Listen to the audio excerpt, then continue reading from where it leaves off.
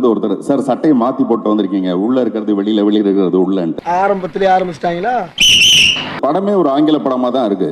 நீங்க அவங்க வீட்டுல இன்விடேஷனே கொடுக்கலாம் கூட அவங்க வீட்டு விசேஷத்துக்கு போவேன். தமிழகத்தை ஆண்டு கொண்டிருப்பது விசில் சத்தம்.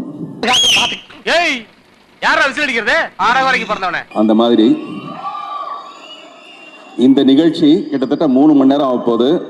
இவ்வளவு வெற்றிகரமா நடந்துட்டு இருக்கணும்னா அதுக்கு முக்கியமான காரணம் உங்களுடைய விசில் சத்தத்தோட கூடிய அந்த என்கரேஜ்மெண்ட். அதனால இந்த ட்ரைலரை நீங்க பார்க்கும்போது உங்களுடைய ரியாக்ஷனை நான் கவனிச்சேன். அப்படி ஒரு பிரமாதமான ஒரு எக்ஸ்பிரஷன், ஒரு விசில் உங்ககிட்ட இருந்தது. அதுதான் இந்த படத்தோட வெற்றியை ஊர்ஜிதப்படுத்த போற ஒரு விஷயம். ஸோ உங்களுக்கு என்னுடைய முதல் வணக்கம். இந்த ட்ரைலர் பார்க்கும்போது எனக்கு என்ன தோணுச்சுன்னா, முதல்ல ஒரு தமிழ் படத்துக்கு ஆங்கிலத்தை டைட்டில் வச்சிருக்காங்கன்னு நினைச்சேன், ட்ரெயின்னு. படம் பார்த்தவொன்னே தான் தெரிஞ்சது இது படமே ஒரு ஆங்கில படமாக தான் இருக்கு. ட்ரெயின்ற பேர் மட்டுமே இல்லை, படமே ஒரு ஆங்கில படம் மாதிரி தான் இருக்கு.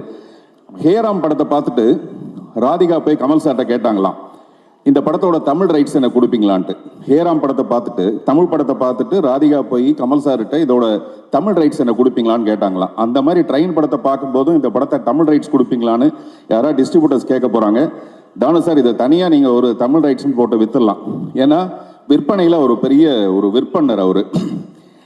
நான் உள்ள நுழையும் போது யாரோ உள்ள இருந்து ஒருத்தர் சார் சட்டையை மாற்றி போட்டு வந்திருக்கீங்க, உள்ள இருக்கிறது வெளியில, வெளியில இருக்கிறது உள்ளன்ட்டு. நான் வேணும்னா அந்த மாதிரி போட்டு வந்தேன்.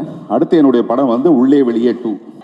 உள்ளே வெளியே என்று நான் சொல்ல வந்தது என்னன்னா, ஒவ்வொரு மனுஷனுமே உள்ளுக்குள்ள ஒன்னா இருப்பான், வெளியில வேற ஒன்னா இருப்பான். உள்ளுக்குள்ள ரொம்ப புனிதனா இருப்பான், வெளியில வந்ததுக்கு அப்புறம் பார்த்தா வேற ஒரு கடவுள் பாதி மிருகம் பாதி அப்படிதான் இருப்பான்.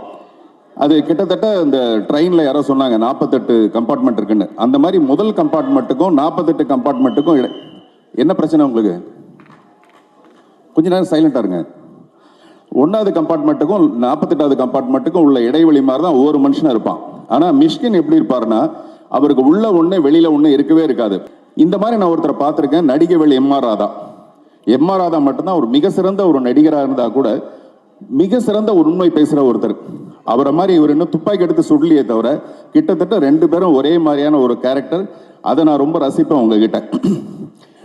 விஜய் சேதுபதி சார் அந்த இன்டர்வியூ பூரா நிறைய பிலாசபி, அதை ஒரு ஜிலேபி மாதிரி ரொம்ப ஸ்வீட்டா அப்படியே பேசுறீங்க, உங்களுக்கு தெரியாத மாதிரி அப்படியே பேசுறீங்க. அதுல ஒரு முக்கியமான விஷயம் என்ன இருக்குன்னா, எப்படி நீங்க செலிப்ரேட் பண்ணுவீங்க வாழ்க்கையை அப்படின்னு போது நீங்க சொல்றீங்க, தோல்வினா எனக்கு ரொம்ப சந்தோஷமா இருக்கும், ரொம்ப என்கரேஜ்மெண்டா இருக்கும், ஆனா வெற்றி வந்தா எனக்கு ரொம்ப பயம் வந்துடும் அப்படின்னு சொன்னீங்க. இந்த படத்துக்கு அப்புறம் உங்களுக்கு மாபெரும் ஒரு பயம் வரப்போகுது, அவ்வளவு பெரிய வெற்றி அடைய போகுது இந்த படம். அப்புறம் நான் இந்த மேடைக்கு வந்ததுக்கு ரொம்ப முக்கியமான காரணம் மிஷ்கின் சாருக்கு வந்து ஒரு தேங்க்ஸ் சொல்றதுக்காக. காரணம், இந்த படத்தோட சினிமாட்டோகிராஃபர் ஃபௌசியா ஃபாத்திமா.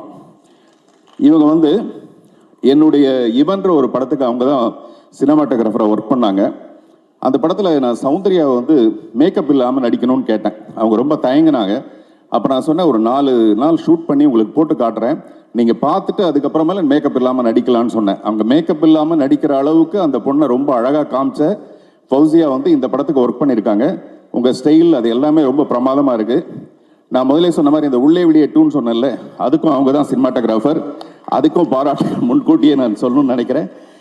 அதே மாதிரி தானு சாருக்கும் எனக்கும் 1000 இருக்கும். அதில் 500 விஷயம் வந்து நல்ல விஷயமா இருக்கும், மீதி 500 ரொம்ப ரொம்ப நல்ல விஷயமா இருக்கும். இதெல்லாம் சினிமாவுக்கு வந்ததுக்கு அப்புறமேல. ஆனால் நான் சினிமாவுக்கு வரத்துக்கு முன்னாடி, புதிய பாதை வரத்துக்கு முன்னாடி முதல்ல நான் கதை சொன்ன மிக குறைந்த தயாரிப்பாளர்கள், அதாவது என் கவனம் கொடுத்து காது கொடுத்து கேட்ட தயாரிப்பாளர்கள் ரொம்ப முக்கியமானவர் அவர்.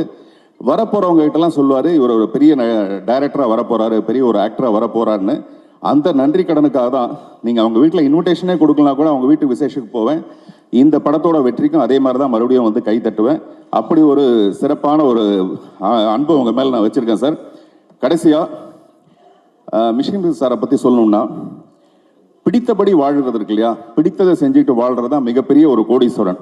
தான் என்ன நினைக்கிறானோ அதை நிஜமாவே சந்தோஷமாக விரும்பி செய்கிறது தான் ஒரு மிகப்பெரிய கோடீஸ்வரன் சொல்லுவாங்க. அந்த மாதிரி நீங்கள் மிகப்பெரிய ஒரு கோடீஸ்வரன். எனக்காக ஒரு பெண் வந்து ஒரு கவிதை எழுதினாப்ல, ஒரு ரயில் பயணத்தில் சந்தித்தோம், ரயில் நின்று விட்டது, பயணம் தொடர்கிறது.